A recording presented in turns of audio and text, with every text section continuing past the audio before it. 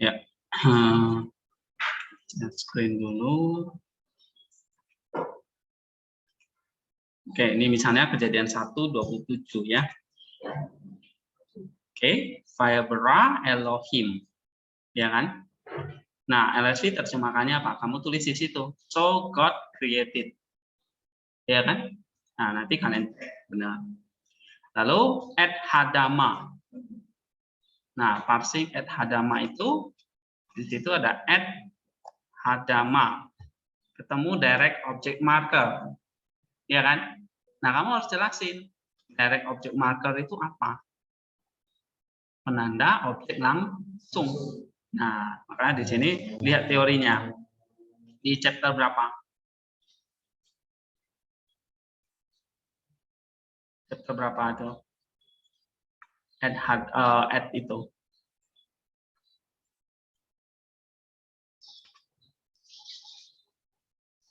Sebentar, saya buka bukunya.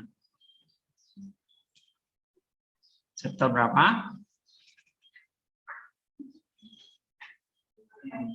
Aduh, kok lama sekali dijawab. Harus langsung udah tahu. Ini ya. Setelah preposisi kan, kita belajar ini.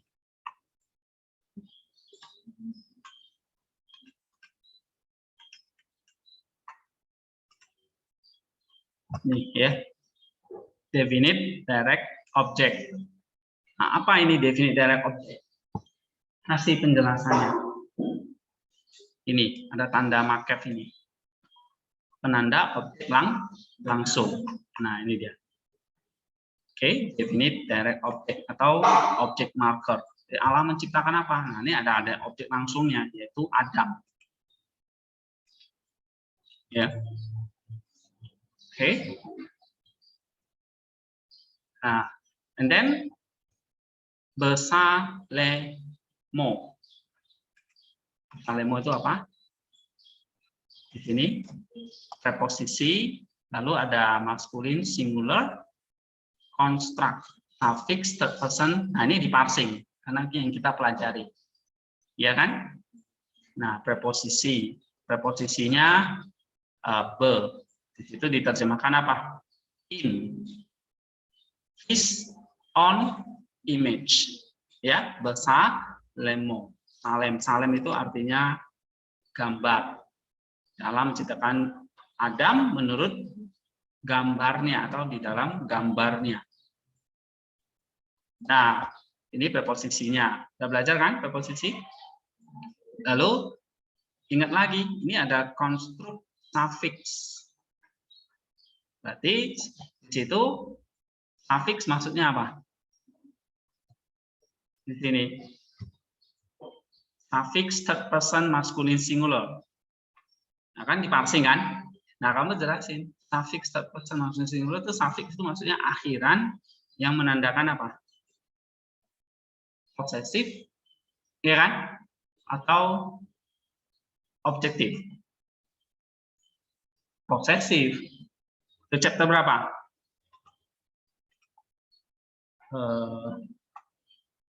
Ini pronominal suffix. Ini ya kan? Ini suffix menandakan posesif. Nah, gitu jelasinnya. Oh, ini suffix nih. Oh, ketemu suffix. Kamu pelajari lagi suffix. Oh, ini berarti posesif. Maka diterjemahan his di sini. Kenapa his? Karena orang ketiga maskulin singular. Gitu loh. Oke? Nah, lalu konstruk. Berarti ada pasangannya nih dengan absolut. Absolutnya mana ini?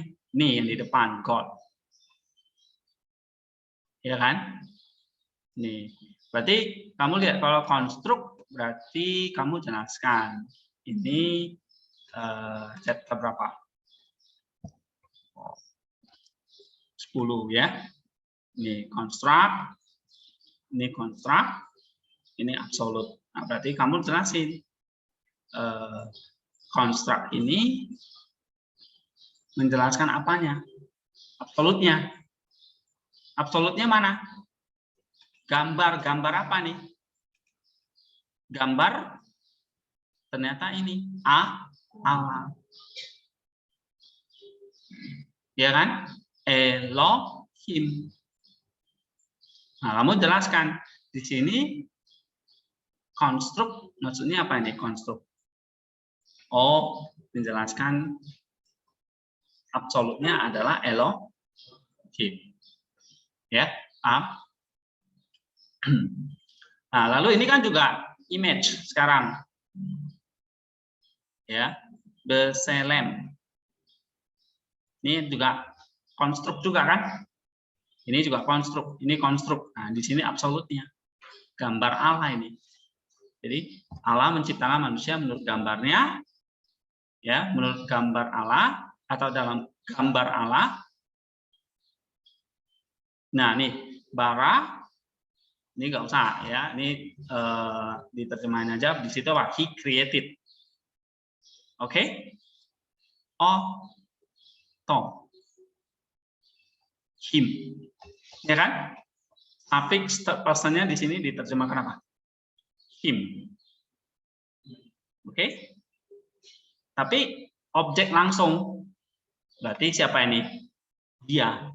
Ya, Allah yang menciptakan langsung dia. Nah, ini kalau partikel dari order itu kan Allah yang langsung menciptakan. Kalau ciptaan-ciptaan lain itu dikatakan Allah berfirman jadilah, jadilah, jadilah kan gitu. Sedangkan manusia kayak Allah langsung buat sendiri gitu, objek langsungnya. Nah, itu maksudnya. Ya. Nah, baru di sini ada male and female. Oke. Atam. Nah, ini kan ada dari objek lagi, suffix, the person. Suffix berarti di situ diterjemahkan them. Karena orang ketiga ya sama. Nah, jadi kalau ketemu oh ini suffix, oh berarti kamu jelasin suffixnya ini posesif. Nah, diterjemahkan jadi them di situ. Ya.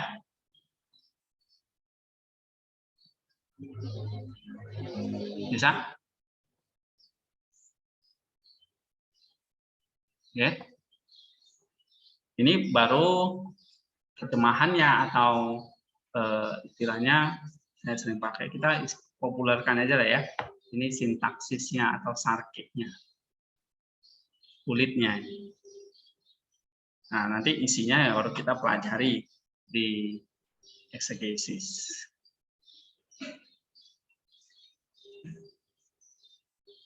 Ya, ini ayat 27 ada pertanyaan Kak? Ayo, nanti jangan salah ngerjain. Tanya. Waktu ke RST-nya udah ngerti ya? Ke sintaksisnya udah, tinggal lihat teorinya ini, baca teorinya lagi. Kan open book. Ini kalau ketemu suffix, kamu lihat nih, posesif atau objektif. Itu kamu mesti jelasin. Ya. Terus kalau ketemu konstruk, nah kalau ketemu konstruk, kamu mesti jelasin ini konstruk ini menjelaskan absolutnya apa. Oke? Jadi misalnya ini, the servant of the king.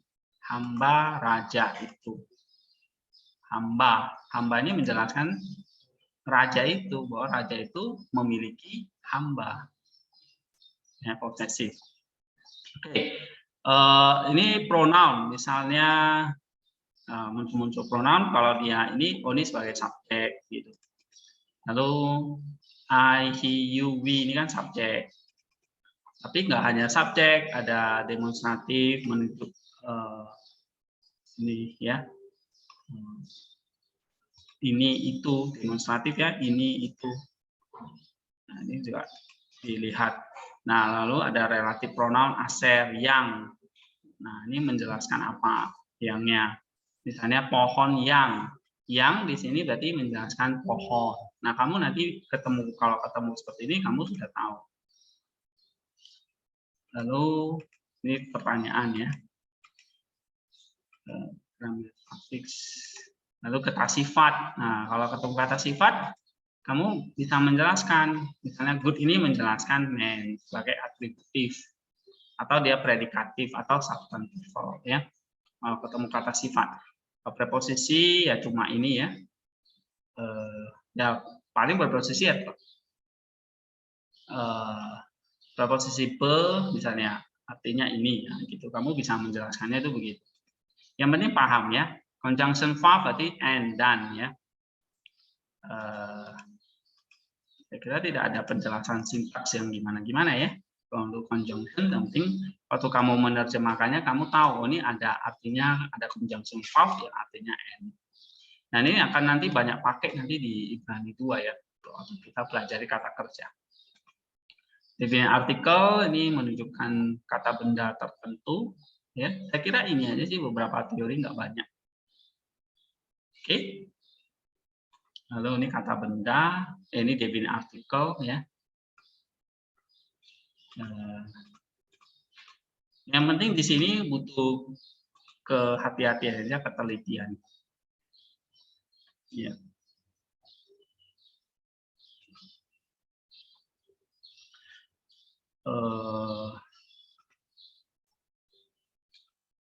Nah, misalnya kita lihat ayat 28. Nah, ini kan, kamu terjemahkan dulu ini. Lalu ketemu otam. Nah, ini direct object marker. Mau jelasin lagi. Ini artinya apa? Suffix di sini diterjemahkan apa? Them. Karena suffix orang ketiga maskulin plural, maka diterjemahkan them. Ya. Oke.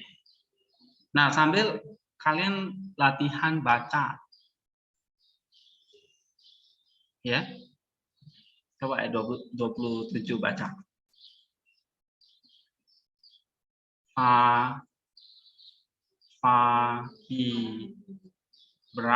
Faibra Elohim et ha-adam besalmo ya, besalemo, terus beselem Elohim bara oto jakar unekeba, lalu bara otam. Latihan baca. Coba sekali lagi. Fai Elohim et ha-adam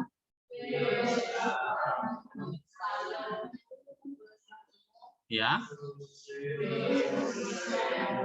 Beselem Elohim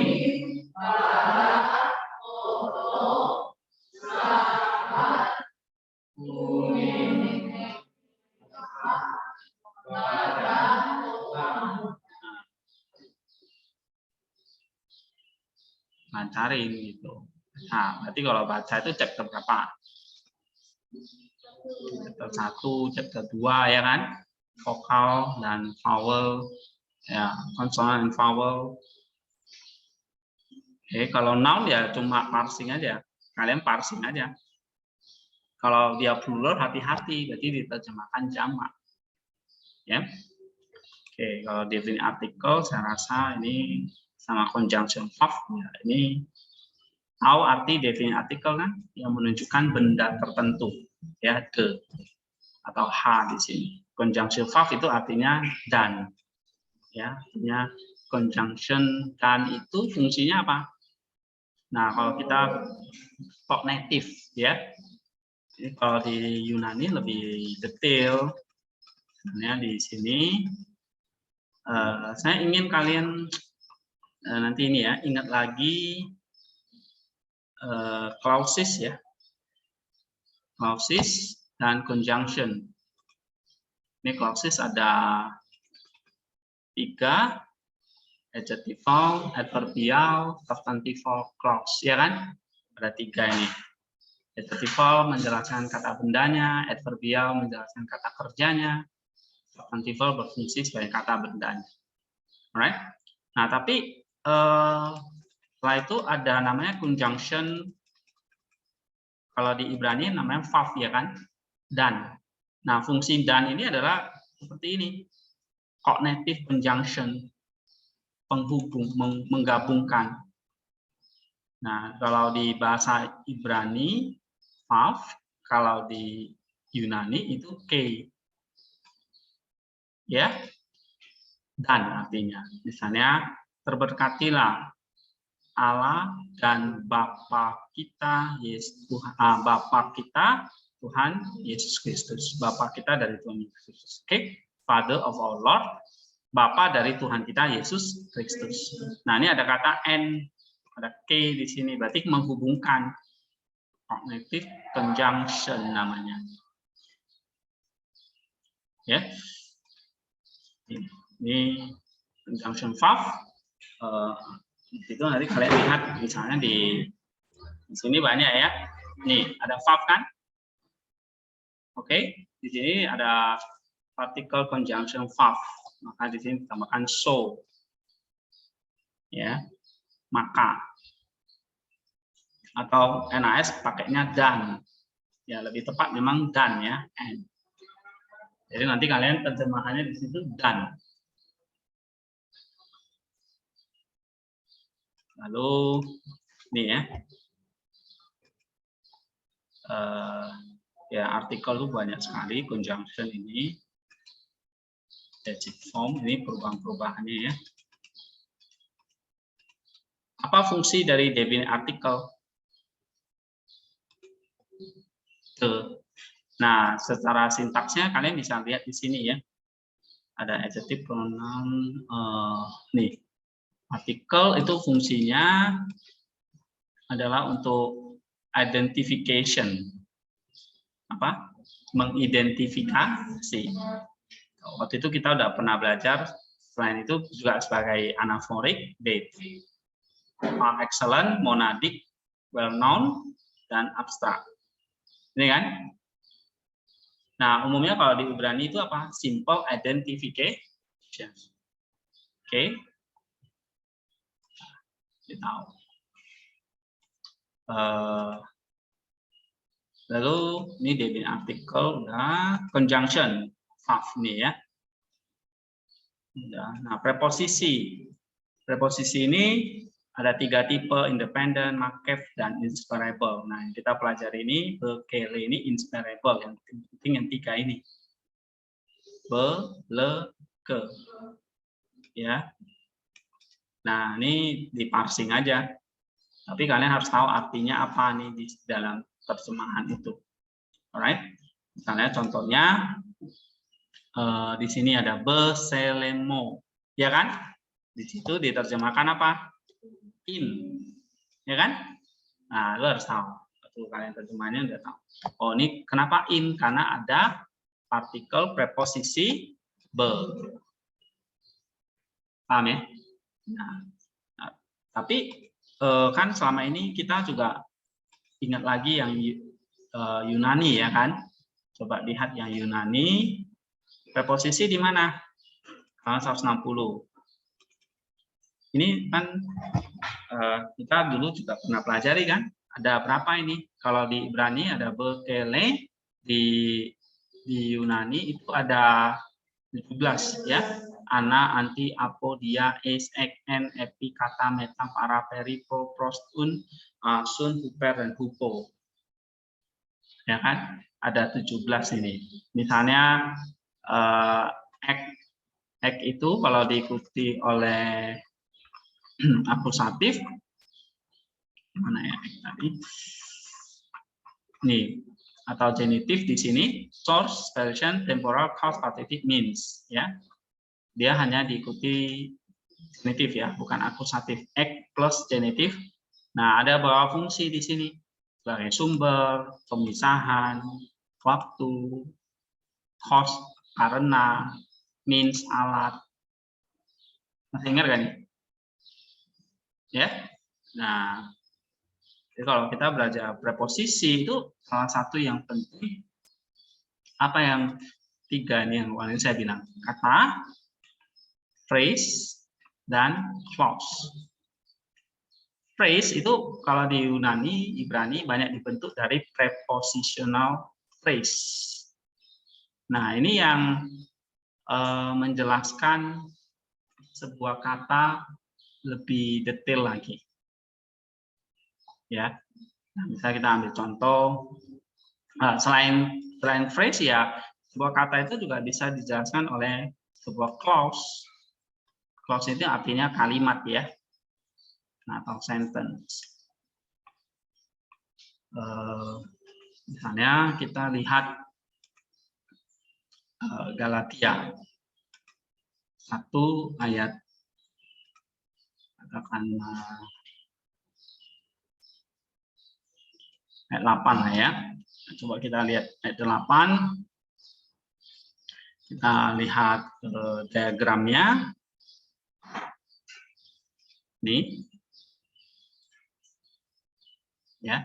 Di situ mana preposisinya? X, benar nggak? Ya kan? Ada nggak? Ek urano. Galatia 1 ayat 8. Jadi kan kita lihat preposisinya ek. Ek itu ada 6 fungsi kalau diikuti genitif.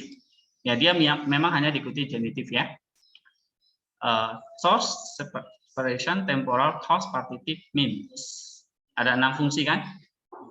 Nah, kamu ketemu nanti nih waktu kita belajar Galatia nanti ek urano. Nah, ini bisa apa? Separation, cause, temporal, atau sphere, yang mana ini? Nah gitu. Ya, source, separation, temporal, cause, atau means. Yang mana? Nah, kita akan tentukan nanti. Ya. Nah, coba kita tes ya. Tapi sekalipun kami atau seorang malaikat dari surga yang memberitakan kepadamu suatu Injil yang berbeda dari Injil yang telah kami berikan kepadamu, terkutuklah dia. Ya.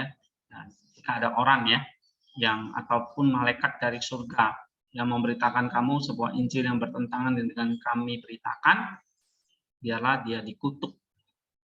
Nah, itu kata Paulus.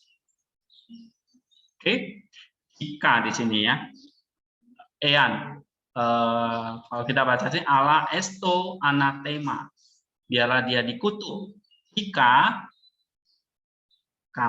kami atau malaikat dari surga.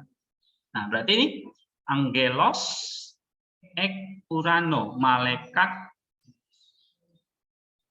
ini singular ya, malaikat dari surga. Berarti surga ini apa? Ini prepositional phrase yang menjelaskan apa? Angelos. Oke.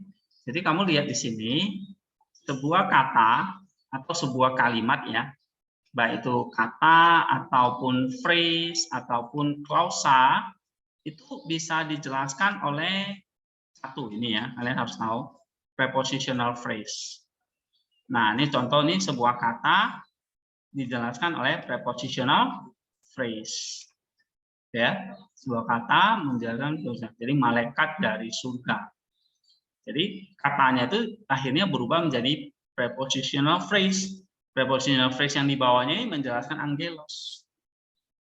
Ya, tapi sebuah kata atau sebuah phrase atau kapun kalimat itu juga kalau dia prepositional phrase berarti ini belajar tentang apa? Cases, kasus, yaitu genitif, akusatif, datif, nominatif, ya, vokatif, nanti cases. Kalau belajar tentang prepositional phrase atau phrase. Jadi 3 ini bisa dijelaskan oleh case, contohnya ini. Lalu selain itu dijelaskan oleh yang namanya infinitive, participle, dan conjunction. Dan satu lagi relative pronoun. Nah, 4 ini membentuk yang namanya clause. Apa? Clause. Jadi ada clause yang dari infinitive, dari participle, dari konjunktif atau conjunction, dan relative pronoun. Ini udah ya, udah saya pernah jelasin belum? Nah, kita lihat di sini halaman berapa bukunya itu, clauses.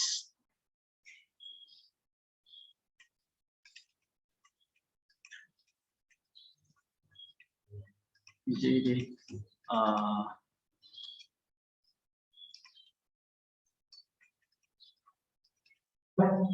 only participle yang clauses ya. Nah, ini ada 4 adverbial, itu ada 4: infinitif, adverbial, konjunktif, dan relative pronoun. Ya, yang adjective clauses juga sama. Ya, adjective clauses itu juga sama. Ada 4, yaitu infinitif, participle, konjunktif, dan relative pronoun. Relative pronounnya apa saja? Nah, kamu lihat contohnya di sini, misalnya relative pronoun itu whole, host, ya. Nah, ini relative pronoun. Atau kalau di adverbial clause, relatifnya itu kayak witness, host, ya. Witness, hosoi, ya, hopu, hon, oke. Banyak kan witness, ya. Lalu ada hoten, oke. Nah, kalau dia substantival 4 juga, infinitif, participle, konjunktif, relative pronoun. Nah, relative pronoun itu seperti who yang tadi saya bilang ya, who, oke. Nah, kalau dia infinitif, participle, pasti dia membentuk sebuah clause. Contoh misalnya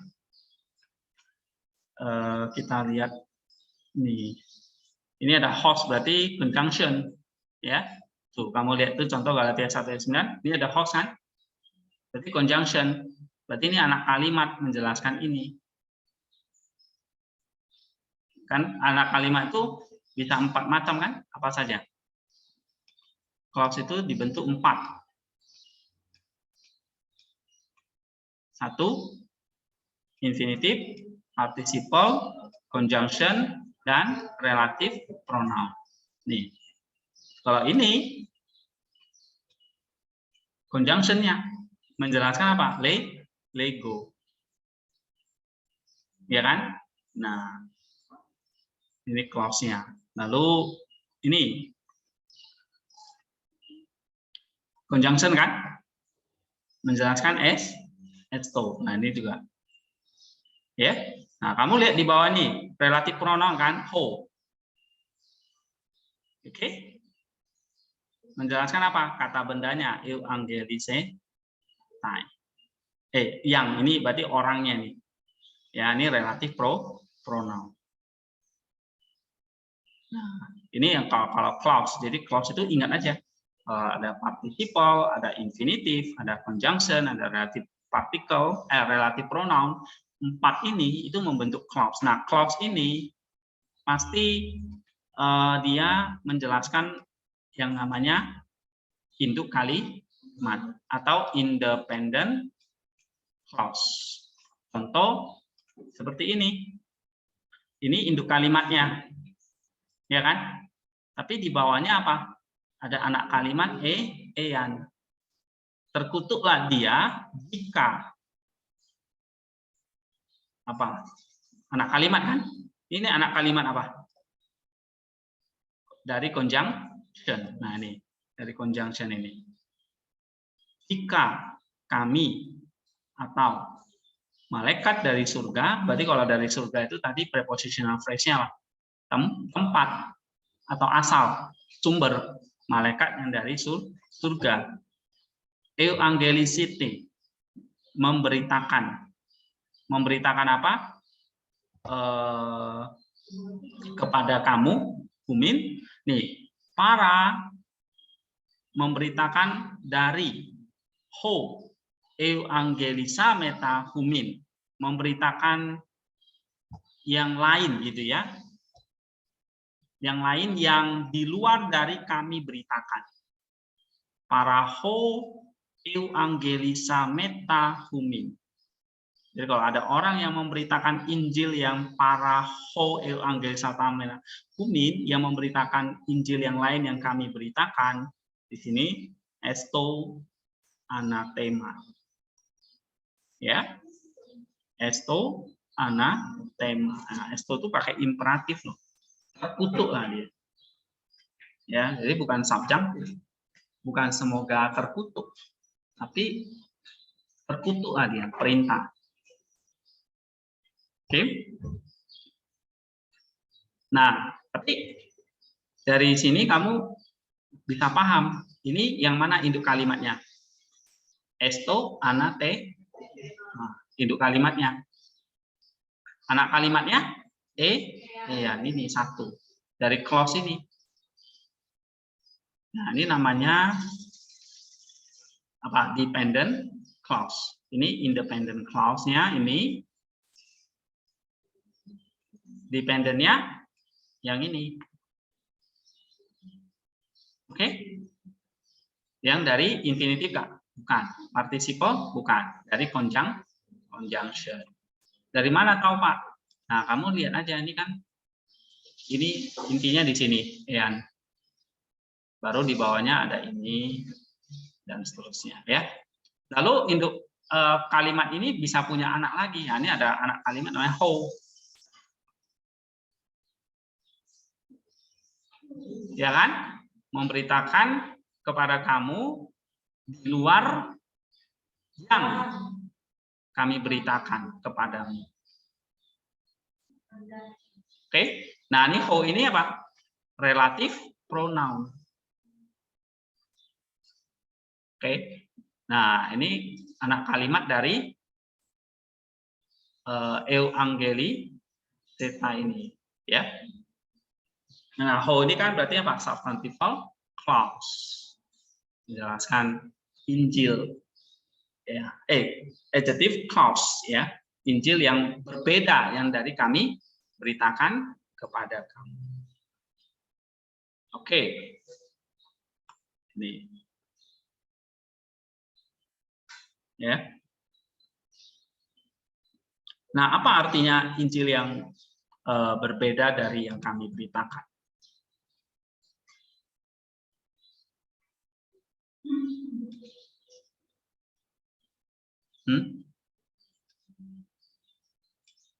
Apa artinya Injil yang berbeda yang kami beritakan? Ini adalah Injil palsu. Ya, sama seperti kayak kita punya uang palsu. Kelihatannya asli. Tapi sebetulnya nggak ada nilainya kan, uang palsu itu. No. Benar nggak? Karena palsu, nggak ada nilainya. Tapi kalau kita lihat, loh sama persis kan. Nah, itu Injil yang palsu. Ya. Itu kalau saya analogikannya seperti itu. Nah, tapi Injil dan contrary gospel. Apakah bisa malaikat itu ditipu gitu? Apakah bisa malaikat itu memberitakan Injil palsu atau menipu manusia? Nah, menurut Jerome ya ini hyperbolic statement, ya, hiperbol gitu. Jadi bukan artinya malaikat itu memberitakan Injil palsu. Malaikat tentu dia pasti tahu lah Injil yang benar, ya. Oke, jadi ini kayak hyperbolik. Ya, kecuali ini iblis, ya, atau disebut sebagai malaikat yang jatuh. Mungkinkah Holy Angel itu menyangkal Injil? Nah, ini something yang hyperbolik juga, ya. Paulus menjelaskan ini walaupun ya malaikat itu memberitakan Injil yang palsu, dia juga pasti terkutuk. Nah, ini artinya Injil yang sejati itu sangat penting, jangan sampai mengikuti Injil yang lain. Nah, lalu apa artinya dikutuk?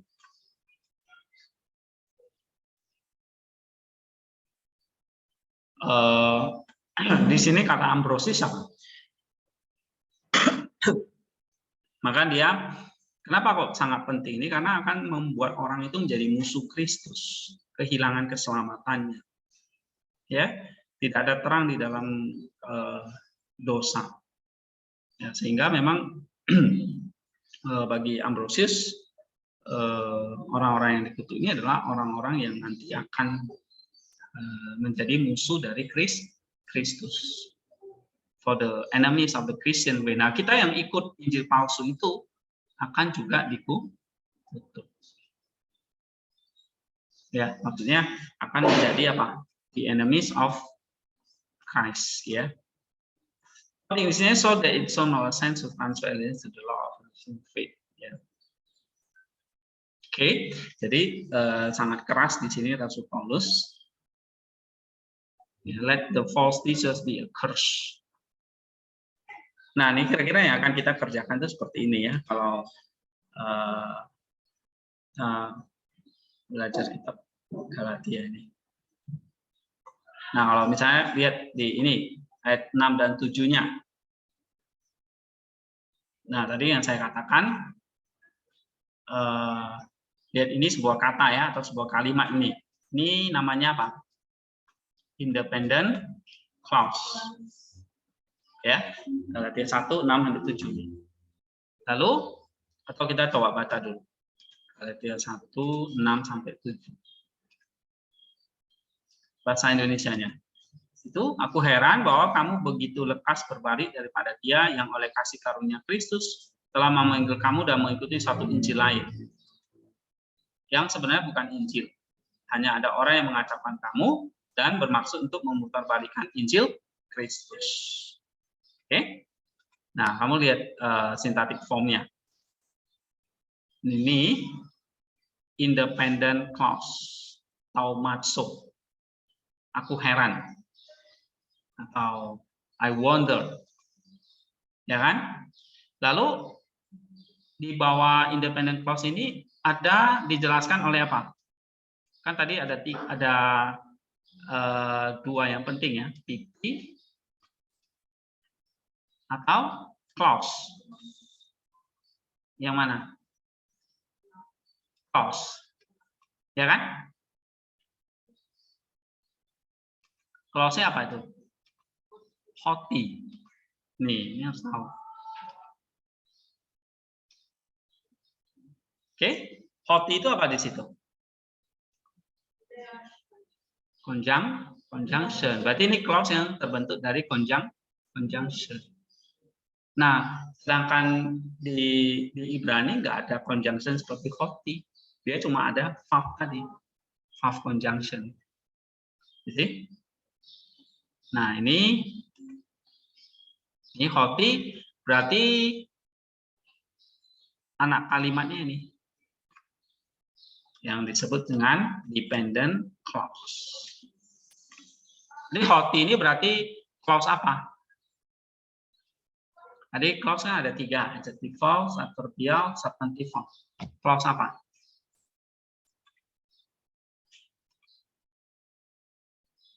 Hah? Clause apa? Ada hoti kan? Hoti itu berarti conjunctive atau conjunction. Nah, taumazo itu kan kata kerja. Berarti dia ada adverbial clause. Ya kan? Nih, ini kan taumazo kata kerja kan? Aku heran. Lalu di bawahnya ada hoti. Berarti ini clause apa? Adverbial. Menjelaskan apa? Kata kerja taumazo. Nah, kalau dia taumazo atau kata kerja itu, berarti dia adverbial yang dari conjunctive. Sebagai apa di situ? Cause. Nih, ya kan? Hoti indikatif. Jadi aku heran. Kenapa? Atau mengapa kamu kok cepat berbalik? Cepat berpindah dari Injil Ya. Nih, aku heran mengapa metatiteste takeos utos. Mengapa kamu berpindah atau berubah takeos utos cepat, ya, dengan cepat. Mengapa kamu sangat cepat berpindah? Nah, kamu lihat di sini metatiteste di sini ada penjelasannya lagi kan? Ada adverb, preposisi lagi. Ketemu kasus akusatif. Jadi, lalu ada preposisi lagi, apo. Ada is, ada apo. Ya. Nah, jadi ada 3 preposisi ini. 2, is dan apo, dan 1 kata keterangan takeos. Jadi kamu heran cepat berpindah kepada Injil lain dari apa? Berpindah dari orang-orang yang memanggil kamu ke dalam anugerah Kristus. Jadi berpindah atau berubah dari kalesantos humas and charity.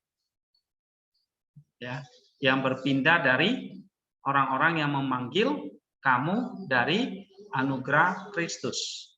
Nah, berpindah dari orang yang memanggil kamu kayak membelakangi itu ya.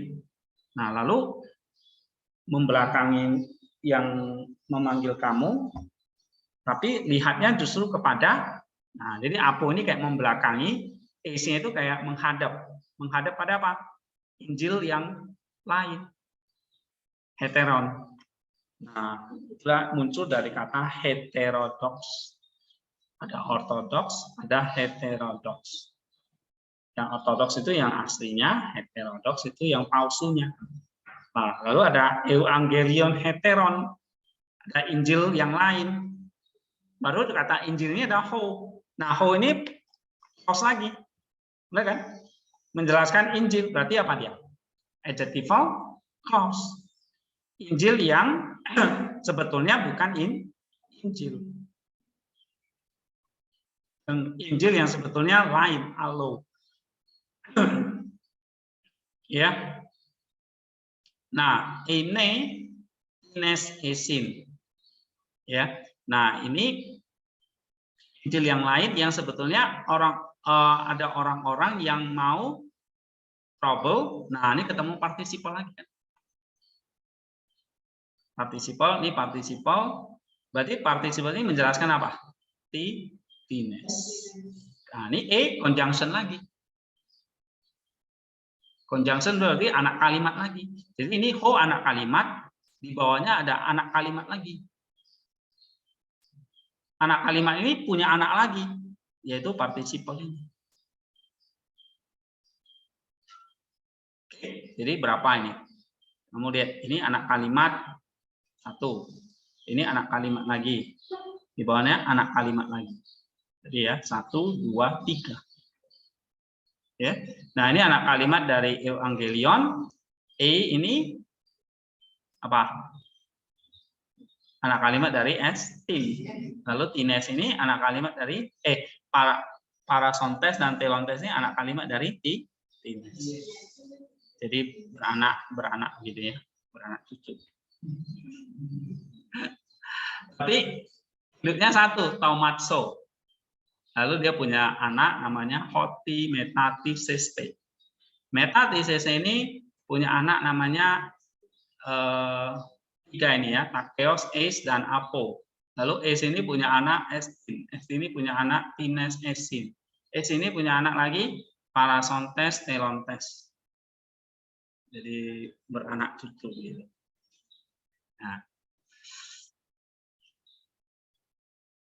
Nah, kamu kalau ketemu seperti ini, kamu udah bisa jelasin ya. Nah, kalau di Yunani kebetulan ya sudah dibuat, jadi kita bisa pakai, bisa jelasin. Nah, di Ibrani nggak ada seperti ini, jadi terpaksa menjelasinya cuma dari Bible ini. Nih ya, misalnya tadi yang saya tunjukin di nih ya. Nah, Anda terpaksa menjelasinya dari kayak gini di sini. Oke, nah ini misalnya ini apa? Ya, atau pakai seperti itu, tabel seperti itu.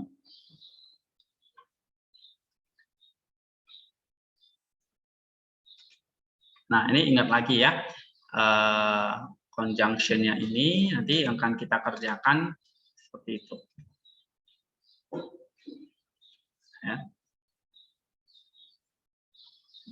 Jadi Paulus mengingatkan, aku heran kenapa kamu metapiseste, cepat sekali berubah. Nah, di sini kamu perhatikan ayat 6 ya. Ayat 6-nya nih. Quick desertion ya. Kamu kalau di sini diterjemahkan begitu cepat deserting. Deserting itu berubah. Ya, deserting him atau di sini membelakangi dia yang memanggil kamu. Jadi him who call you. Him who call you ini adalah ini dia. Metapiteste apo. Deserting him who call you. Jadi kayak kamu tadi awalnya kamu ikut dia, tapi tiba-tiba kamu membelakangi dia, kayak meninggalkan dia. Ya, jadi atau istilah Jerome itu kayak carry away. Nah, carry away itu seperti Allah itu pada zaman itu membawa Henok pergi, ya, mengangkat Henok lah gitu, mengangkat Henok. Nah, sekarang Galatia itu kayak diangkat oleh iblis gitu. The devil carries away. Ya, nah ini kata Jerome. Nah, kalau kata Chrysostom apa di sini? Ini adalah orang-orang yang menipu, deceive you, ya, menipu kamu. Kepada apa? Kepada satu Injil yang lain. Nah, maka ini adalah satu deceitfulness of the lambs. Ya, deceitfulness of the lambs. Artinya kita tuh kayak semacam dibawa kepada satu Injil yang palsu, yang penuh dengan tipuan. Sehingga orang-orang itu apa? Orang-orang itu akan meninggalkan dia yang memanggil kita kepada anugerah. Nah, ujung-ujungnya apa ya? Kita jadinya tidak mendapat anugerah itu. Ya. Nah, di sini kalau kata Agustinus, different gospel, ada satu Injil yang lain yang sebetulnya nggak ada Injilnya. Sama kayak tadi, uang palsu mirip sekali, tapi sebetulnya nggak ada nilainya. Ya, nah kata Theodore itu, contoh misalnya seperti uang ya, royal currency, yang kalau kita robek sedikit, artinya nggak ada nilainya lagi. Ya. Nah, walaupun Injil itu dikurangi atau dirobek, itu jadi Injil yang lain. Atau ditambah atau dikurangi, itu jadi Injil yang lain. Sama seperti kayak kita punya uang, terus kita robek, itu sama seperti kayak yang nggak ada nilainya lagi uang. Ya. Oke, kira-kira itu. Nah, kita kembali ke sini. Ibrani tadi.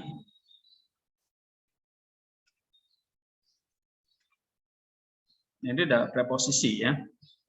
Lalu adjective, pronoun, saya kira ini udah kita pelajari. Nah, ada pertanyaan nggak? Kalau nggak ada, kita selesai. Tinggal kalian lanjutin lagi. 27 udah saya jelasin kan? Iya. Oke. Saya kira tinggal beberapa ayat. Kerjakan maksimal ya, dengan detail.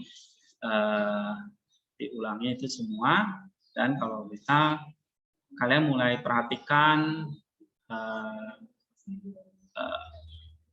ininya, Yunaninya, karena nanti kita akan pelajari kitab Galatia. Nah, ini, jadi kalau tadi saya tunjukkan ini, Galatia itu ya nanti kira-kira kita akan kerjakan. Ya. Jadi kamu lihat seperti ini ya, ada independent clause, dependent clause itu punya 4 itu yang penting ingat ya. Lalu prepositional phrase, ada kasus, lalu ada klausa itu pasti ada 4 macam ya. Ada infinitive, participle, conjunction atau relative pronoun. Nah, kalau kasus dia seringkali diikuti oleh preposisi. Kayak gitu. Ya. Nah, lalu kita bisa terjemahkan, lalu nanti kita baca ini sebagai noetiknya, ya, sebagai noetiknya.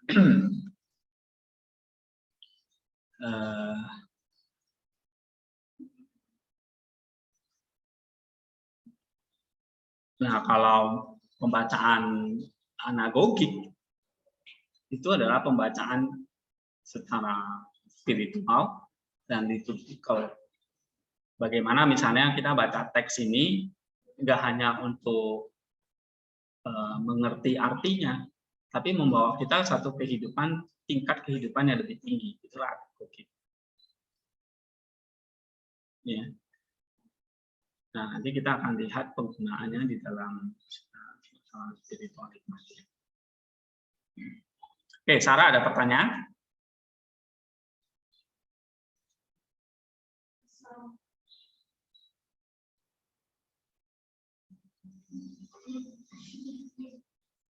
Oke. Gangguan sinyalnya.